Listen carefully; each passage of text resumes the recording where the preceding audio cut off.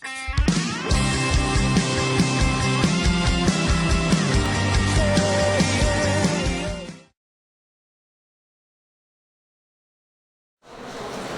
quero mandar um abraço para aqueles que vão me ver, né, na gravação. Quero dizer que eu creio que essa palavra vai ser de bênção para a tua vida. Amém? Amados, o nosso assunto é Apocalipse 4, né, dentro do assunto de escatologia, a doutrina das últimas coisas. E eu quero, nessa noite, continuar meditando com os irmãos neste texto. Nós paramos na aula passada no versículo número 4, não é isso? Quando nós falamos no versículo 4 que ao redor do trono havia também 24 tronos e assentados 24 anciãos vestidos de branco, em cujas cabeças estão coroas de ouro. Eu também abordei o verso 5. Do trono saem relâmpagos, vozes e trovões, e diante do trono ardem 7 tochas de fogo, que são os 7 Espíritos de Deus. Eu falei na questão dos relâmpagos, vozes e trovões, que na verdade sai do trono de Deus poder para julgar, para castigar, para trazer o juízo de Deus e as sentenças de Deus. Mas a segunda parte desse versículo 5 diz respeito a 7 tochas, né? E dessas tochas saem fogo. E essas 7 tochas são os 7 Espíritos de Deus. Hebreus 12, 29, você pode abrir Hebreus 12, 29. Abra Hebreus 12, 29. O fogo é uma figura muito usada no Apocalipse, é uma figura usada na Bíblia, né? O fogo fala de um Deus que consome, de um Deus que age para fulminar aquilo que é errado, aquilo que está em desalinho com a vontade de Deus. E Hebreus 12, 29 diz: porque o nosso Deus é fogo, o quê? Consumidor. É engraçado, né, irmãos? O mundo tem uma ideia parcial de Deus. E eu diria que não apenas o mundo, muita gente da igreja tem uma ideia parcial de Deus. Como se Deus fosse só misericórdia, graça, bondade, como se Deus fosse um Papai Noel com um saco de bondades. Mas, amados irmãos, Deus é um fogo consumidor. Deus é um Deus que também traz juízo. E nós falamos, se eu não me engano, na aula passada sobre isso. A história das últimas coisas, a doutrina das últimas coisas, expressa com clareza que será um tempo tremendo, né? Um tempo eterno para aqueles que são de Jesus, que andam em Jesus, mas também será um tempo de profundo juízo para aqueles que rejeitarem Jesus, para aqueles que não andarem nos caminhos de Jesus. Apocalipse, a escatologia, é doutrina também do juízo de Deus. Isso tem que estar bem claro diante da gente. Amados, cuidado para não passar a ideia de um Deus que é bonzinho o tempo todo e vai ser bonzinho internamente, né? E segundo a doutrina até se não vencer auxílios adultos da LBV, ele tinha uma ideia de que até o diabo ia se converter. Mas eu posso dizer para você que o diabo não vai se converter. Não há como o diabo se converter. E o final dos tempos, o final da história, é um final tremendo para aqueles que são do Senhor, para aqueles que vão reinar eternamente com o Senhor. Mas não há dúvida que as últimas coisas mostram que será um tempo de extremo juízo. Por isso, irmãos, que nós como igreja precisamos proclamar essa palavra para toda a terra e proclamar essa palavra para alcançar cada vez mais pessoas, para que o número daqueles que não vão estar na eternidade com Cristo seja cada vez menor. A nossa função, irmãos, é tirar gente do inferno e trazer gente para o reino de Deus. Essa é a nossa função, irmãos. Eu e você também estávamos antes como candidatos ao inferno, e pela graça de Jesus nós fomos alcançados, e hoje nós estamos indo em direção a uma eternidade com Cristo. Amém? Estão entendendo? Agora, o versículo de número 5 ainda fala sobre o que? Ardem 7 tochas, que são o que? Os 7 Espíritos de Deus. Deixa eu voltar lá no início do texto, né? E diante do trono, na parte final do versículo 5, ardem 7 tochas de fogo, que são os 7 Espíritos de Deus. A primeira coisa é pensar no número 7. 7 na Bíblia fala de um número completo, de algo completo. E claro, o Espírito Santo de Deus é Deus, ele é completo. Mas uma coisa que a gente tem que entender quando estuda a Bíblia, especialmente um livro como esse, Apocalipse, é que a gente tem que pegar essas figuras que Apocalipse apresenta e tentar ao máximo fazer correlações com outros textos que falam coisas semelhantes. Então, por exemplo, Isaías 11:2. Abra aí Isaías 11:2. Isaías 11:2. Aleluia. O Senhor é bom, né?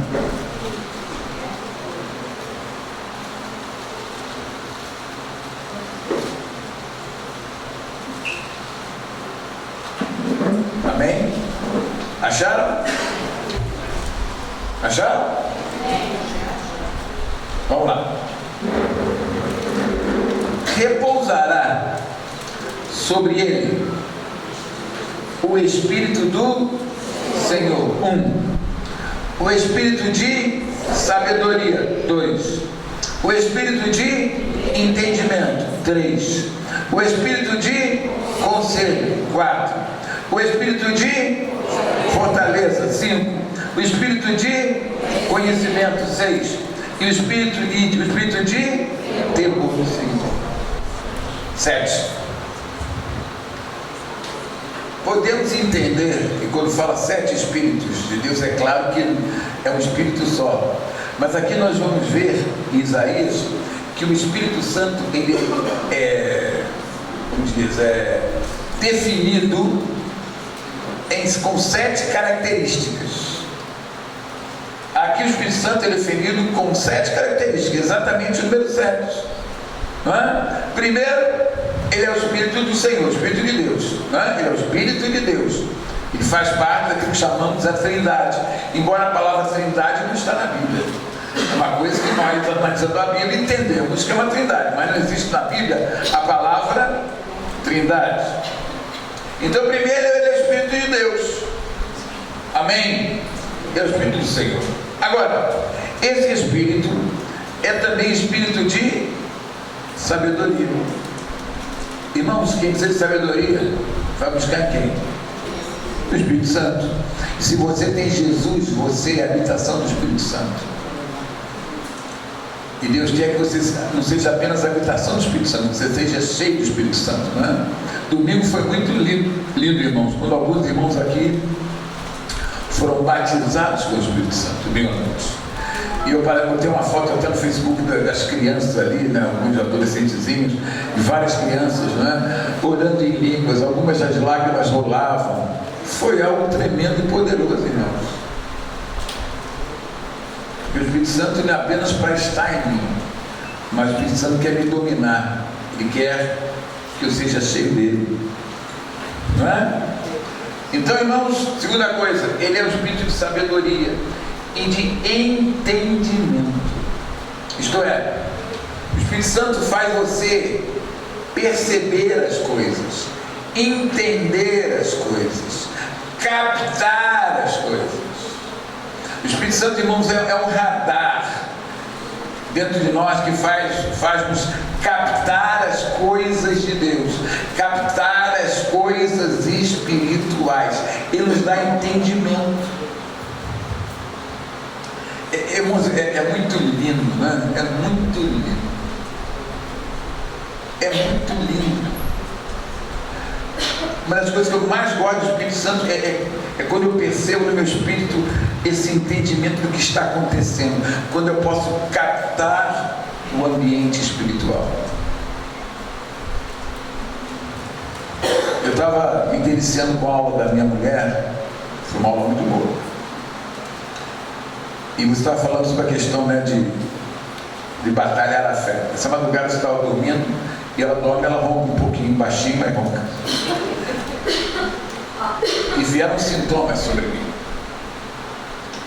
E eu peguei meu tablet, a palavra, fui para o banheiro, e lá eu tive uma boa batalha da fé.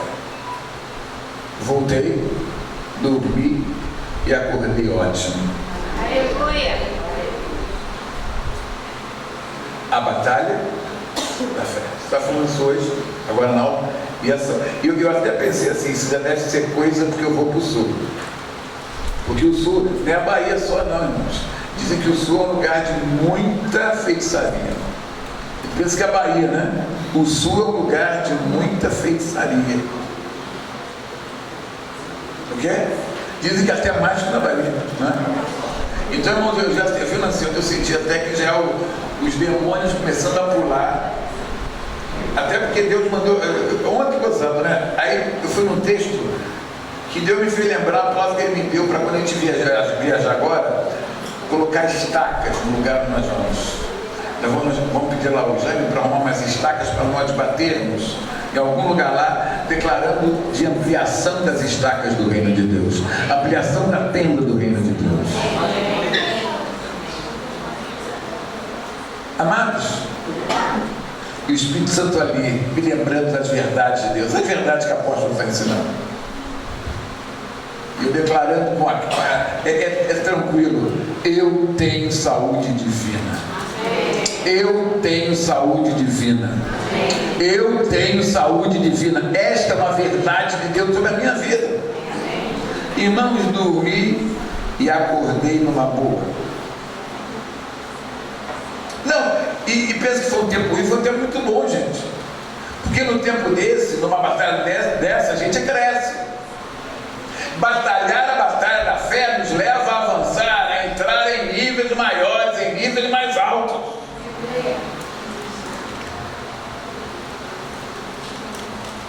O espírito de entendimento, o espírito de conselho. Amados, não existe um conselheiro melhor do que o Espírito Santo. Ele nos ensina todas as coisas, Ele nos aconselha, Ele nos dá direções tremendas quando nós estamos diante de dilemas, de problemas, o que fazer. Ele sabe nos aconselhar de forma maravilhosa. Ele é um espírito de conselho. O que mais? É um espírito de fortaleza. Irmãos, fortaleza fala de proteção, de fortalecimento, de segurança, de guarda.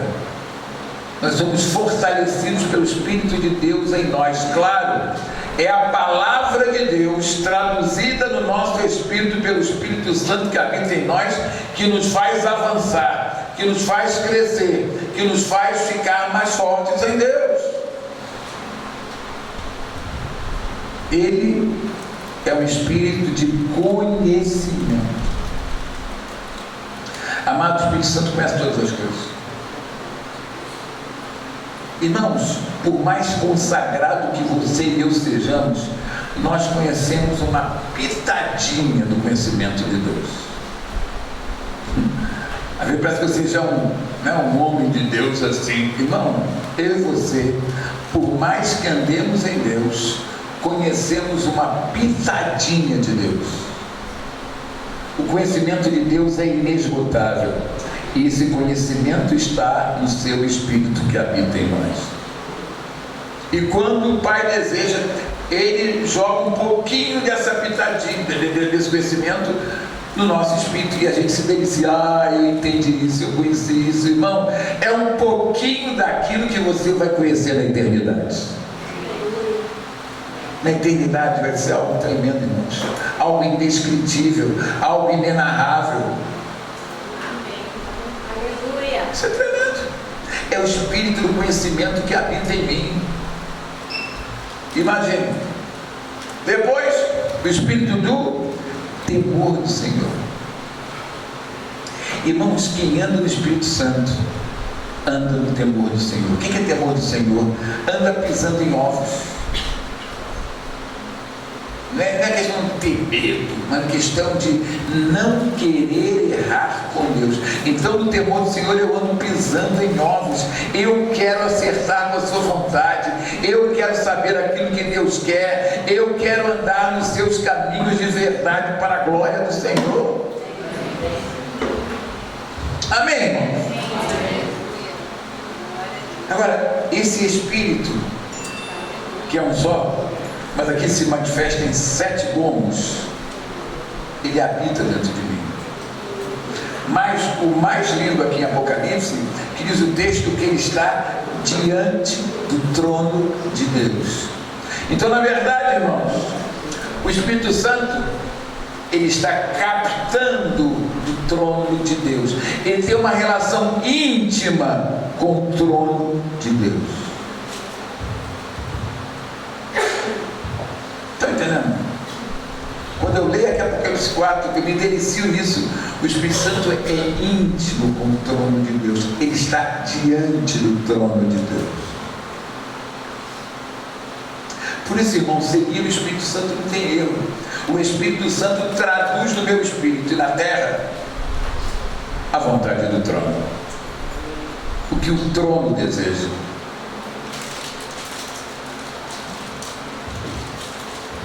E esse Espírito, irmãos, esses 7 Espíritos, esse Espírito Santo, eles são enviados para a terra para cumprir os propósitos do trono. Irmãos, domingo falei um pouco sobre orar em línguas, né? Eu oro muito tempo em línguas. E eu creio de verdade, enquanto eu estou orando muito tempo em línguas, eu estou orando para que a vontade de Deus, os mistérios de Deus, que Deus sabe que é, eles se materializem na terra. E quem faz com que essa operação de Deus na terra se materialize? O Espírito Santo. O Espírito Santo é o tradutor do coração do Pai na terra. Ele está na terra para cumprir os propósitos de Deus. Por isso, irmãos, quando eu estou imerso no Espírito Santo, quando eu estou em ligação profunda com o Espírito Santo, eu estou sendo capacitado para realizar na terra aquilo que está no coração do Pai. Aleluia! Queridos, nós só podemos ou poderemos fazer as obras de Deus conectados com o Espírito Santo.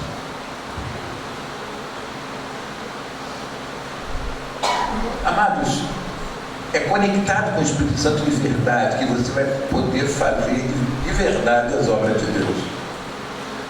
Você sem o Espírito Santo pode fazer obras, as tuas obras até em nome de Deus, mas as obras de Deus de verdade eu só farei conectado com um relacionamento cada dia mais íntimo e profundo com o Espírito Santo de Deus. Amém? Amém? Aí, irmãos, o verso de número 7, não é? Diz assim, o verso 6 ainda, não é? Adiante do trono, um como que mar de vidro, semelhante ao cristal. E também no meio do trono e à volta do trono, 4 seres viventes, cheios de olhos, por diante e por detrás. Vamos lá.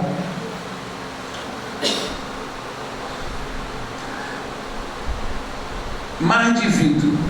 Aí eu vou ter que procurar outro texto que fala sobre mar de vidro para tentar ver alguma coisa do porquê desse mar de vidro.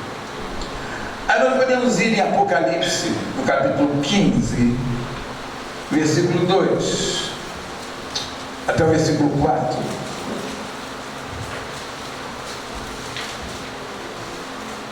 Apocalipse capítulo 2, desculpa, Apocalipse 15, a partir do verso 2 até o versículo 4. Vamos lá? Vi como que um mar de vidro mesclado de fogo, e os vencedores da besta, da sua imagem e do número do seu nome, que se achavam em pé no mar de vidro, tendo harpas de Deus, e entoavam o cântico de Moisés, servo de Deus, e o cântico do Cordeiro, dizendo: grandes e admiráveis são as tuas obras, Senhor Deus Todo-Poderoso, justos e verdadeiros são os teus caminhos, ó Rei das nações. Quem não temerá e não glorificará o teu nome, ó Senhor? Pois só tu és santo. Por isso todas as nações virão e adorarão diante de ti, porque os teus atos de justiça se fizeram manifestos. Primeira coisa, o texto diz que nesse mar de vidro existiam vencedores da besta, da sua imagem, do número do seu nome, que se achavam o quê? Em pé no mar de vidro. Então podemos dizer aqui, pelo esse texto de Apocalipse 15, que esse mar é um lugar onde vencedores ficavam. É um lugar para os vencedores. Interessante. É um lugar onde os vencedores ficavam. Mas uma coisa interessante, quando eu leio esse texto, é que nesse lugar havia também louvor e adoração ao Senhor. E diz que esses vencedores tinham harpas de Deus. A harpa é um instrumento, né? Muito lindo, por sinal. Bem tocado, é um instrumento lindíssimo. E entoavam o cântico de Moisés. O que eu acho interessante é isso aqui. Cânticos de Moisés, cânticos da terra afetam o céu. Irmãos, existem cânticos na terra, existem momentos de adoração na terra, existem louvores que saem da boca de homens e mulheres de Deus, que são feitos na terra, mas são inspirados por Deus, e esses cânticos, eles atingem o céu. Quando eu li esse texto, e li esse texto, eu vejo a conexão do céu e da terra. Irmãos, há uma conexão profunda entre o céu e a terra. O que acontece no céu reflete na terra, mas o que acontece na terra chega ao céu, de alguma forma também influencia, é recebido do céu. Há, irmãos, uma inter-relação muito tremenda entre o céu e a terra, entre a terra e o céu. Esse texto aqui me mostra isso, e eu acho isso, irmão, uma coisa tremendamente linda. Quer ver? Vamos lá em Apocalipse 5:8. Eu quero mostrar como o que produzimos aqui diante de Deus chega no céu. Vamos lá. E quando tomou o livro, os 4 seres viventes e os 24 anciãos prostraram-se diante do Cordeiro, tendo cada um deles uma harpa. Agora presta atenção. E taças de ouro cheias de incenso, que são o quê? As orações dos... Irmãos, As orações dos santos não estão no arquivo morto do céu. As orações dos santos são recebidas e estão no lugar de destaque, estão em taças de ouro e são oferecidas a Deus, são colocadas diante de Deus. É algo que é recebido e de alguma forma, vamos dizer, influencia o céu. Isso aqui é poderoso. O céu é influenciado pela terra, irmãos. Quer dizer, o céu reflete o que acontece na terra, como a terra é produto do céu. Há outro texto. Vamos lá. Apocalipse 8, 3 e 4. O que eu quero falar agora? É para você entender. Quando você ora, orou. Não, irmãos. Quando você ora, quando você adora, quando você coloca diante de Deus as coisas, né? Você está levando isso para o céu. O céu recebe isso. Aquilo é jogado no arquivo morto. Não, aquilo ali está diante de Deus. Aquilo ali faz parte do ambiente do céu. Aleluia. Aleluia. Glória a Deus. Isso é poderoso, irmãos.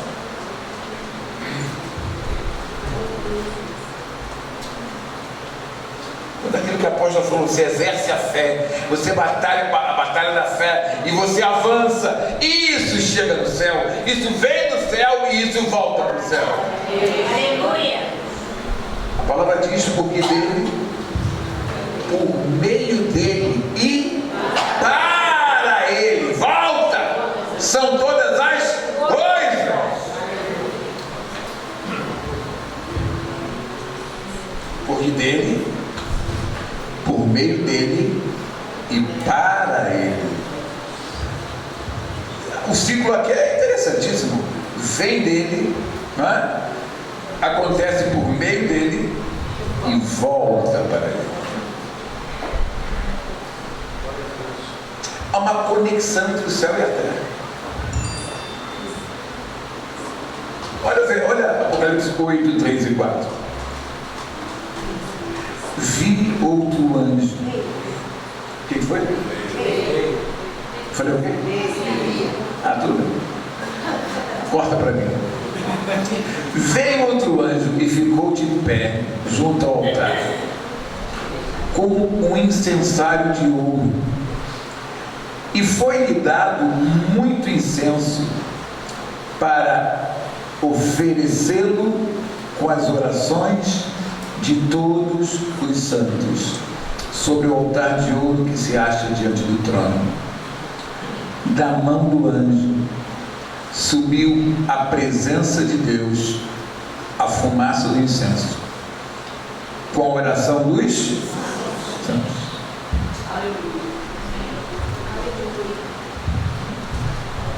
Quer dizer, as minhas orações, a minha adoração, o meu louvor, a minha gratidão, o céu recebe, gente. O céu recebe.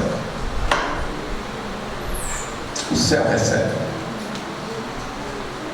Isso aqui é muito forte, como diz o meu sogro. Amém? Versículo 6 até o versículo 8. O que foi? Apocalipse 4. Sim. Voltamos a Apocalipse 4. 6 a 8. Há diante do trono um como que mar de vidro semelhante a cristal, também no meio do trono, na volta do trono, 4 seres viventes cheios de olhos por diante e por detrás.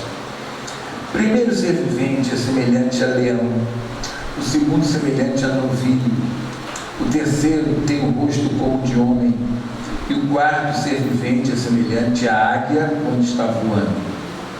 E os 4 seres viventes, tendo cada um deles respectivamente 6 asas, estão cheios de olhos ao redor e por dentro, não tem descanso, nem de dia nem de noite.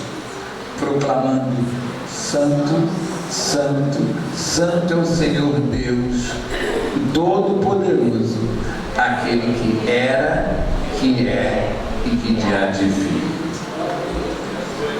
Irmãos, aqui fala sobre 4 seres viventes. Eu não vou querer tentar explicar, pelo menos agora, o que são esses 4 seres viventes. Eu apenas vou querer comentar o que está claramente escrito aqui. Primeiro, cheios de olhos ao redor e por dentro. Quando fala de olhos, fala que se vê. Na verdade, irmãos, o céu é um lugar em que tudo é visto. Nada passa desapercebido a realidade do céu. Amados, e como existe essa conexão do céu com a terra e da terra com o céu me vê e vê tudo aquilo que eu falo, aquilo que eu faço. Há muitos olhos no céu. Há muitos olhos no céu. Isso aqui é muito importante. Se vê muito, se vê tudo. Na verdade, Deus é um Deus onisciente. Ele sabe todas as coisas. Ele vê todas as coisas. Agora, esses seres viventes, né, eles tinham um formato, assim, né, representavam algo. Né? O primeiro era como que um leão. O segundo, novilho. O terceiro, homem. E o quarto, águia. Terceira coisa que a gente vê aqui, irmãos, é que eles tinham 6 asas. E quarta coisa que nós vemos aqui, que eles não têm descanso, adorando: Santo, Santo, Santo é o Senhor Deus, o Todo-Poderoso. Preste atenção aqui. Existem 2 coisas que esses seres cantavam e falavam diante do trono, que na minha visão mostram 2 coisas que precisam ser ressaltadas na pessoa de Deus. E isso se reflete na nossa vida diária. A primeira coisa é a santidade. E a segunda coisa é a onipotência. Isto é, eu estou diante de um Deus que é santo. E isso tem que levar a mim um desejo profundo de santidade. De querer andar na santidade de Deus. O meu Deus é santo. Mas a segunda coisa, irmãos, é a questão do Deus Todo-Poderoso. Isso fala, irmãos, de que a minha fé não tem limites. Eu tenho que cantar, irmãos, que Deus é santo, santidade. Isso tem que estar na minha vida. Deus é santo. A santidade de Deus fala da sua pureza, da sua integridade, fala de amor, fala de quem Ele é. Isso tudo eu canto porque isso tudo atinge a minha vida. Mas, irmãos, o Deus Todo-Poderoso é algo fundamental também na minha vida. Eu estou na terra diante de um Deus que é todo-poderoso, e esse Deus que é todo-poderoso age em mim e através de mim. Irmãos, para mim são 2 características fantásticas: a santidade de Deus e a onipotência de Deus. Esses seres estão cantando essas 2 características tremendas de Deus: a sua santidade e a sua onipotência. Isso é maravilhoso, irmãos. Agora, vamos fazer, aqui fala sobre os 4 seres viventes. Então a gente tem que procurar os textos que fazem uma conexão com essa descrição aqui. Porque se tivesse esse texto, quem são 4 seres viventes? Como é que é esse negócio? Irmãos, existem alguns textos que falam aqui O primeiro, Isaías 6, de 1 a 3. Isaías 6, de 1 a 3.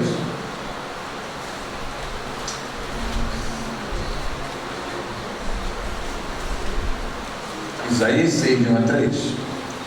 No ano da morte do rei Uzias, Isaías falando, eu vi o Senhor assentado sobre um alto e sublime trono. Ele viu o Senhor sentado no seu trono. E as abas de suas vestes enchiam o templo. Serafins estavam por cima dele. Então, irmãos, aqui a gente vai ver que pode fazer uma conexão, provavelmente, desses seres com esse grupo de seres celestiais que a Bíblia chama de serafins. Você conhece alguém que tem o nome serafim? Eu conheci um homem chamado serafim. Vocês conhecem? Né? Conhece serafim? Serafins estavam por cima dele. Cada um tinha 6 asas. Olha aqui, 6 asas. 2 cobriam o rosto, com 2 cobriam os pés, e com 2 voavam. E clamavam uns para os outros, dizendo: Santo, Santo, Santo é o Senhor dos exércitos, toda a terra está cheia da sua glória. É uma descrição parecida com aquela de Apocalipse. Então talvez você possa pensar que aqueles seres, 4 seres, né, tal, seriam serafins. Também, se não for, vão brigar comigo na eternidade por causa disso. Amém? Mas vamos ao outro texto. Isaías 1, desculpe, Ezequiel 1, de 5 a 11. Ezequiel 1, de 5 a 11. No meio desta nuvem saía a semelhança de 4 seres viventes, cuja aparência era esta: tinha a semelhança de homem. Cada um tinha 4 rostos, como também 4 asas. As suas pernas eram direitas, e a planta cujos pés era como a de um bezerro, e luzia como o brilho de bronze polido. Debaixo das suas asas tinham mãos de homem, aos 4 lados. Assim também todos os 4 tinham rostos e asas. Estas se uniam uma à outra e não se viravam quando iam. Cada qual andava para a sua frente. Agora vamos prestar atenção aqui. A forma de seus rostos era como de homem. À direita, os 4 tinham rosto de leão, à esquerda, rosto de boi e também rosto de águia. Todos os 4, assim eram os seus rostos. Suas asas se abriam em cima, cada ser tinha 2 asas unidas, cada uma a do outro. Outras 2 cobriam o corpo deles. Vamos lá. Na definição de Apocalipse, tinha um rosto de leão, de homem, de novilho e de águia. Aqui em Ezequiel mudou uma coisa. Aqui fala de rosto de homem, fala de rosto de leão, fala de rosto de águia, mas ao invés do novilho, aqui está o quê? Boi. Podemos pensar que novilho e boi são animais servis, né? Tanto existe alguns estudiosos, eles dizem que os 4 evangelhos refletem esses 4 rostos do Apocalipse. Por exemplo, Mateus, Jesus é apresentado mais como o rei, então significa o quê? O leão. Marcos fala de um Jesus mais servo. Se você lê Marcos, é Jesus servo, fazendo, seria o novilho. Já Lucas apresenta o homem perfeito, e aqui seria a figura do homem. E João é o que fala mais de Jesus como Filho de Deus. A águia fala de alguém que anda nas alturas, nos céus, nas alturas. Então seria a figura do Filho de Deus. Então Mateus seria o leão, Marcos o novilho, Lucas o homem e João a águia. Entenderam, irmãos? Então essas figuras estão aqui e no Apocalipse. Agora, para terminar, a pessoa fica até alegre, né? Para terminar, imagina o povo quando o pastor fala: estou terminando. Vamos lá? Versos 9 até o verso 12. Apocalipse 4. Voltando para terminar aquele texto. Apocalipse 4. Estou terminando Apocalipse 4. Não é? Vamos lá.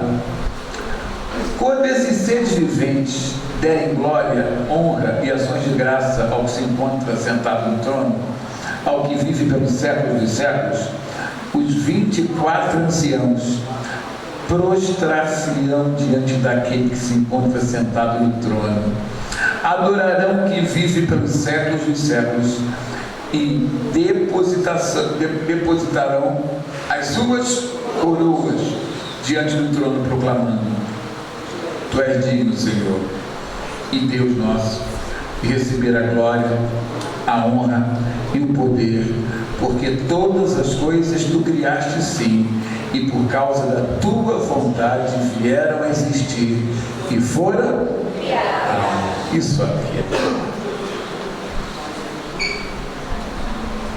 Irmãos, os 4 seres, os 24 anciãos se dobram, né? Se curvam diante do trono. Eles falam, primeiro eles ministram glória, honra e ações de graças ao Senhor. Irmãos, nós precisamos aprender com o céu. Talvez esse livro que é talvez menos lido, mas é um livro que vai nos ensinar, se nós queremos entender que existe conexão do céu com a terra, é que nós precisamos aprender com o céu. O céu é lugar de adoração, é lugar de se honrar ao Senhor, é lugar de louvar ao Senhor, é lugar de manifestar ações de graça ao Senhor. E nós precisamos aprender com o céu.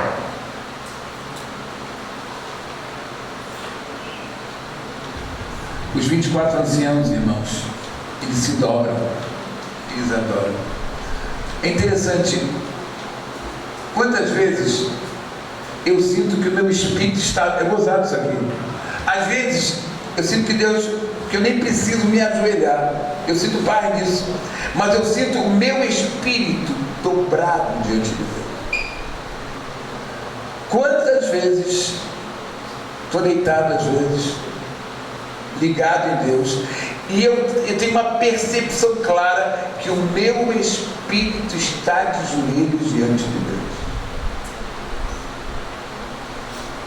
Deus quer que nós nos curvemos diante dele. Irmãos, a nossa cerviz muitas vezes é dura, é altiva, e nós precisamos aprender a nos curvar diante de Deus. Eu sei que tem gente, né, que vem de algum tipo de igreja que aprendeu a chegar na igreja e se ajoelhar. Eu não estou dizendo isso errado, não. Mas às vezes isso é uma atitude mecânica. Você está lá, aprendeu a fazer aquilo, faz. Não estou criticando, não. Mas para Deus, o importante é que o teu espírito esteja de joelhos diante dele. E algumas vezes você vai se dobrar mesmo com o teu joelho. Mas às vezes é lugar que você dá para se ajoelhar. Você está na privada, está noite guerreando. Se ajoelhar, o cocô sai fora. Não é? Então, como é que eu vou sair da privada? Mas meu espírito estava dobrado diante de Deus.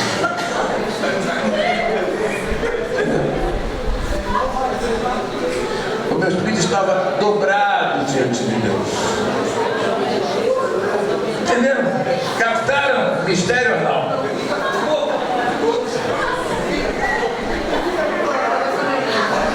O meu corpo estava sentado no trono.